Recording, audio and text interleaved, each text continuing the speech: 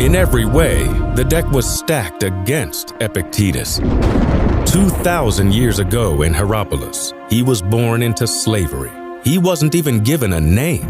Epictetus just means acquired one. He was tortured. The fruits of his labor were stolen. His body was abused, like a horse that was ridden into the ground and then put down.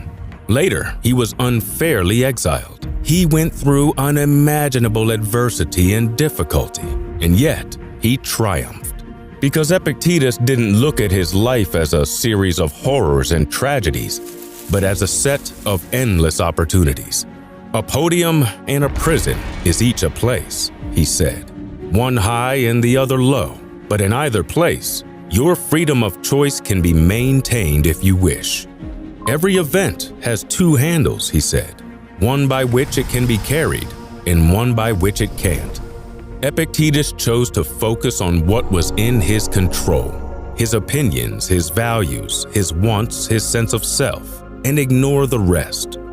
Looking around at the powerful men and women in Nero's court where he worked, Epictetus began to notice that although he was a slave, he was freer than many of them. They were enslaved to power and ambition, pleasure and attention. Their minds wandered. They were easily distracted. They were wounded by minor offenses and consumed by petty grudges. They lived bad lives.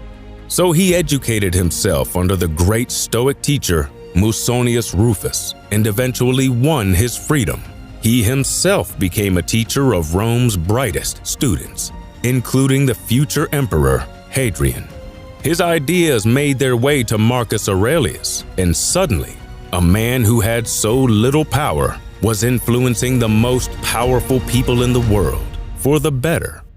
What we learn from Epictetus is not just sheer endurance and resilience, but the ability to find and make a good life anywhere in all times. Circumstances don't make the man, Epictetus said. They only reveal him to himself. The Stoics said we are actors in a play.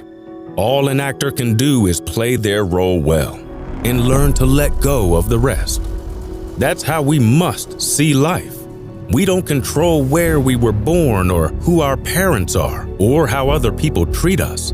We only control what we do with the material we are given. Yes, so much of it is out of our control, but we have a lot more agency than some people think. We can, through determination and skill, learn how to shape our own destiny. Control it? No. Shape it?